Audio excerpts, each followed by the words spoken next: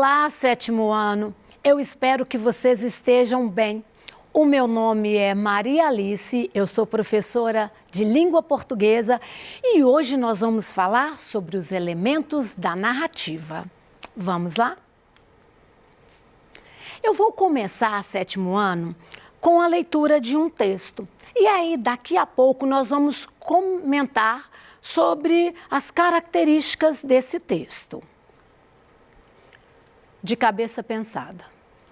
Tinha 30 anos quando decidiu: a partir de hoje nunca mais lavarei a cabeça. Passou o pente devagar nos cabelos, pela última vez molhados, e começou a construir a sua maturidade. Tinha 50 e o marido já não pedia, os filhos haviam deixado de suplicar. Asseada, limpa, perfumada, só a cabeça preservada, intacta com seus humores, seus humanos olhos. Nem jamais se deixou tentar por penteados novos ou anúncios de shampoo. Preso na nuca, o cabelo crescia quase intocado, sem que nada além do volume do coque acusasse o constante brotar. Aos 80 anos, a velhice a deixou entregue a uma enfermeira, a qual, a bem da higiene, levou-a a um dia para debaixo do chuveiro, abrindo o jato sobre a cabeça branca. E tudo o que ela mais havia temido aconteceu. Levadas pela água, escorrendo liquefeitas ao longo dos fios para perderem-se no ralo, sem que nada pudesse retê-las, lá se foram uma a uma as suas lembranças. Bem, sétimo ano, esse texto que nós acabamos de ler é da escritora Marina Colasanti. Olha, esse texto que nós acabamos de ler é um conto. O que é um conto? Um conto é uma narrativa curta, tá? Nós vamos encontrar ali uma concisão, síntese. Nós acabamos de ver esse conto aqui. Ele é curto, conciso, linear, né? Ou seja, não tem muitos desdobramentos.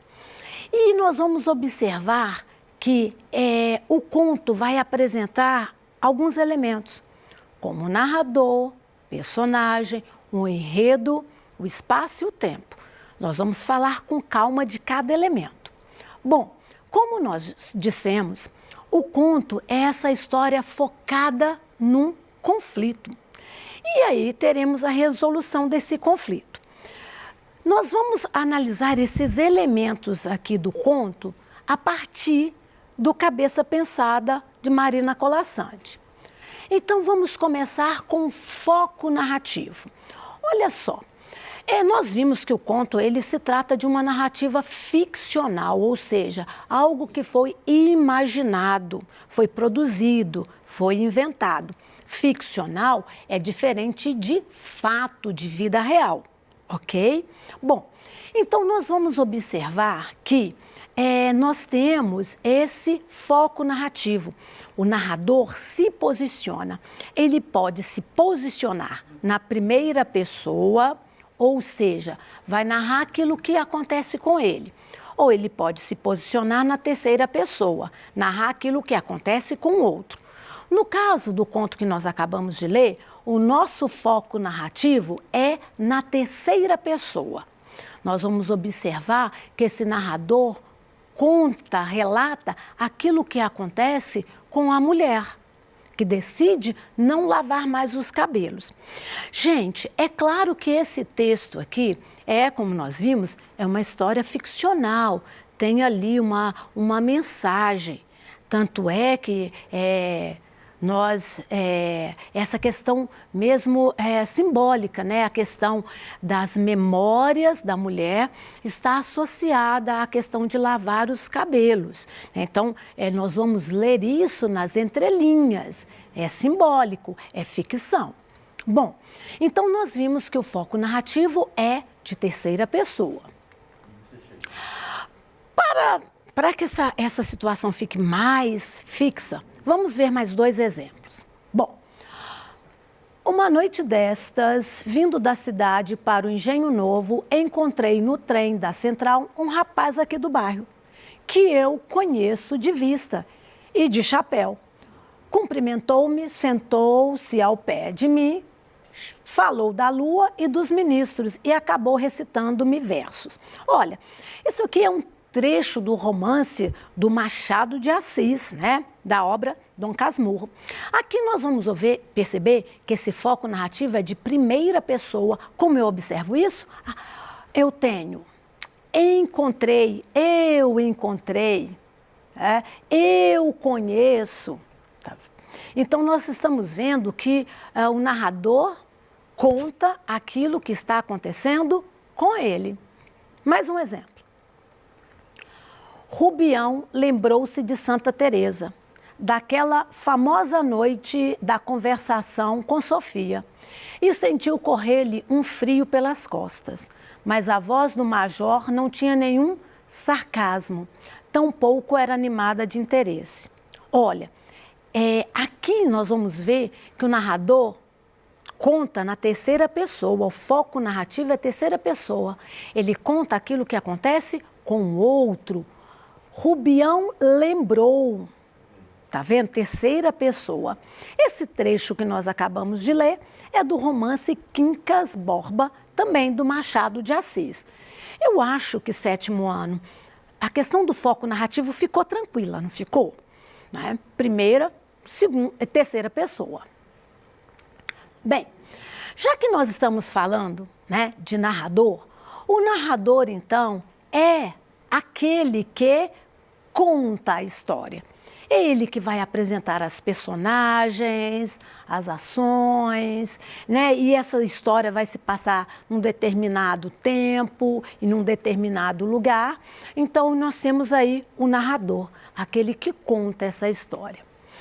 Bom, como nós já sabemos, né? O narrador, ele pode ser um narrador personagem, conta aquilo que acontece com ele. Esse narrador, ele pode ser protagonista, ou seja, o principal, ou ele pode ser coadjuvante, ou seja, secundário, tá? Às vezes nós temos narradores que não participam da história, eles vão apenas relatar os acontecimentos. Daqui a pouco nós vamos ver mais detalhes desse tipo de narrador. Bom, voltando a esse narrador que é um eu, então eu tenho o narrador protagonista, ele é a personagem principal. E nós temos o narrador testemunha, que é aquele secundário, coadjuvante. Ele conta uma história que aconteceu com outro. Ele participou, mas ele é secundário.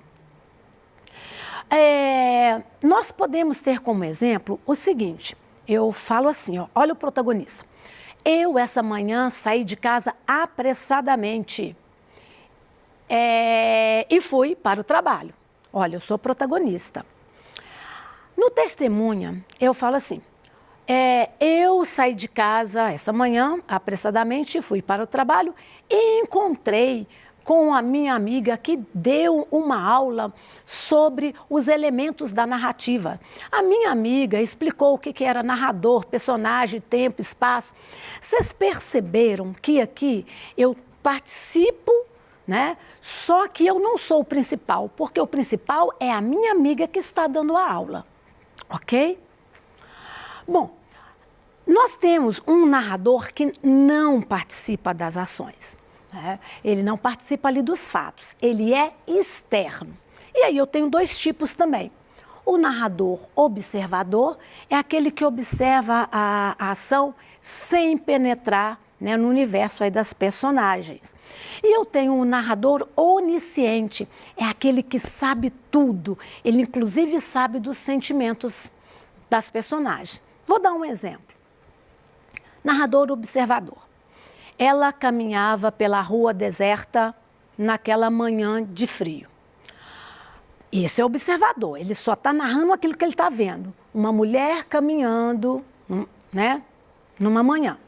O onisciente narraria assim, ela caminhava pela rua deserta e estava muito preocupada com as coisas que iriam acontecer naquele dia, pois ela iria a uma entrevista de emprego e ela estava muito nervosa.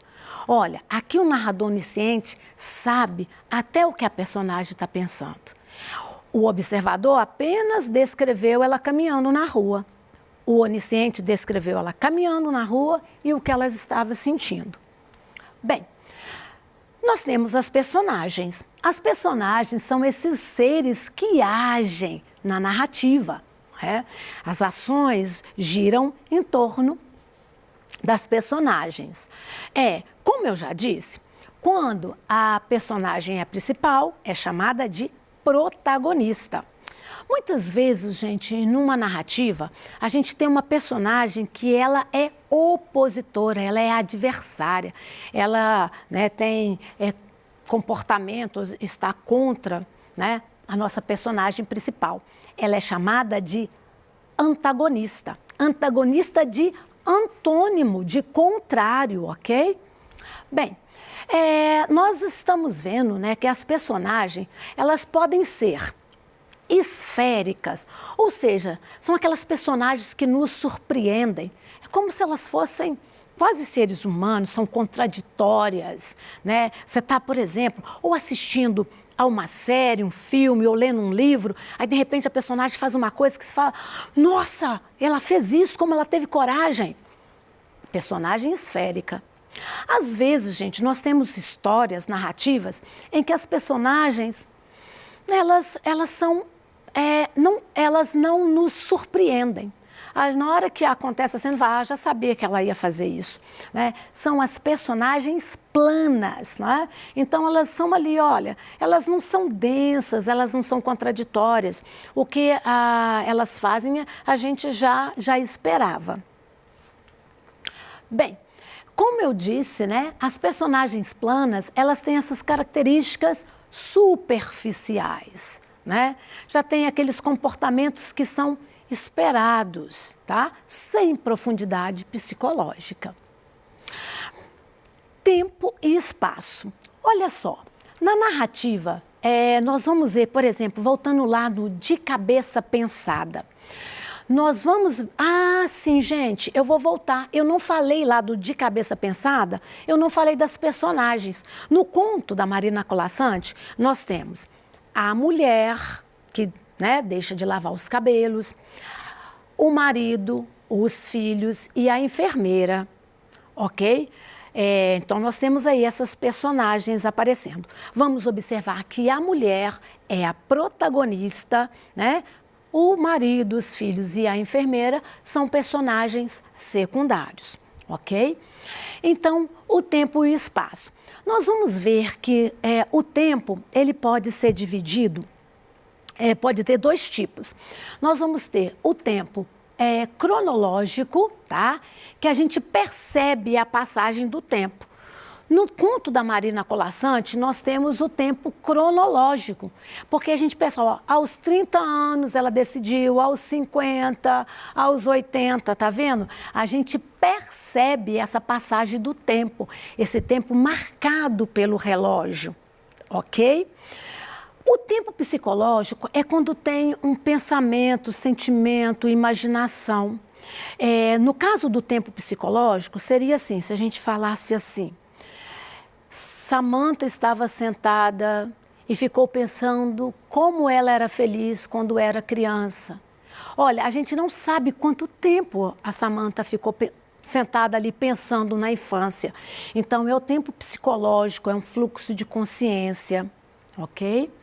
Bem, o espaço, gente, nós temos o espaço físico, que é onde a história acontece, onde que as personagens vivem aquela história. É o espaço físico mesmo. Normalmente, quando a gente tem nas narrativas, a gente tem a descrição, como é o lugar, os objetos. A gente tem um espaço social que está relacionado ao meio social, No caso, a família, a escola, No espaço físico eu descrevo como é a paisagem, como é a casa, como é o ambiente. No espaço social é o espaço ali, né, da convivência, a família, a escola, os amigos. E também tem o espaço psicológico, que é a das memórias. A gente observa que no conto da Marina Colasanti, o espaço é pouco trabalhado. A gente sabe, né, nós temos o espaço social, que é o da família, acontece ali na família, mas a questão do espaço físico, a gente sabe que é uma casa, mas não tem detalhes, descrição. A gente sabe que algo acontece lá no banheiro, quando a enfermeira vai lavar os cabelos da mulher, mas não há muitos detalhes. O espaço físico é pouco trabalhado. Bem, então, gente, nós vamos ver que um outro elemento aí, né, da narrativa é o enredo, ou seja, é justamente esses acontecimentos ali. E esse enredo, ele tem a questão do conflito. No caso da Marina Colasanti, né, do conto da Marina Colasanti, nós vamos ver que o conflito se estabelece no momento que a mulher fala: eu não vou mais lavar os cabelos. E isso vai se intensificando, os filhos imploram, o marido pede, etc e tal, e ela está ali, firme na decisão. Instaurou-se um conflito. Gente, e esse conflito, ele é movido ali, ela não quer lavar os cabelos, né? Chega um momento que esse conflito, ele se desfaz, é o ponto máximo, a coisa se resolve, é o clímax. No caso da nossa história, é aquele momento que ela já está idosa e ela não, né, está sob a responsabilidade de outras pessoas. E aí, a enfermeira lava os cabelos dela. E aquilo que ela mais temia, né, acontece. Ela perde as lembranças, né? Mas nós vimos que isso é simbólico. Bom, então, chegado o conflito, a nossa história, ela se encaminha para o desfecho. Nós vimos isso, né? Que o desfecho ali do conto da Marina Colasanti fala: o que ela mais temia aconteceu. Ela perde as lembranças. Ela perde as lembranças, né? Aqui, como nós vimos, tem essa questão mesmo da gente refletir, né? Na nossa vida real, muitas vezes a gente tem as lembranças, mas a gente não vive só de lembrança, ou às vezes até vive, tem algumas pessoas que ficam muito presas ao passado, vivendo de lembrança. As pessoas são complexas, né? Então a gente vai ver que o conto nos leva a refletir sobre essa questão da vida real, das lembranças, aquilo que a gente quer preservar, não é? Bem, como nós vimos hoje, né, trabalhamos os elementos da narrativa. Então, nós vimos que nós temos, né, o espaço onde acontece, ele pode ser físico ou psicológico, o enredo, que é a trama em si, os acontecimentos, o tempo, né, que pode ser cronológico ou psicológico, as personagens, né, que são esses seres que agem ali, e esse narrador que vai ali contar, conduzir essa história. Esses são os elementos essenciais da narrativa. Sempre quando nós temos aí um texto narrativo, nós vamos encontrar esses elementos, ok? Às vezes com maior ou com menor intensidade. Bom, gente, para preparar essa aula, eu usei a obra Língua Portuguesa, né, Linguagem e Interação, e também consultei o site que tratou dos elementos da narrativa. Bem, gente, olha, ao longo aí da semana vocês realizaram várias atividades que vão, né, pedir de vocês aí o conhecimento desses elementos. Eu espero que vocês tenham compreendido bem e nós nos encontramos na próxima aula. Tenha uma boa semana.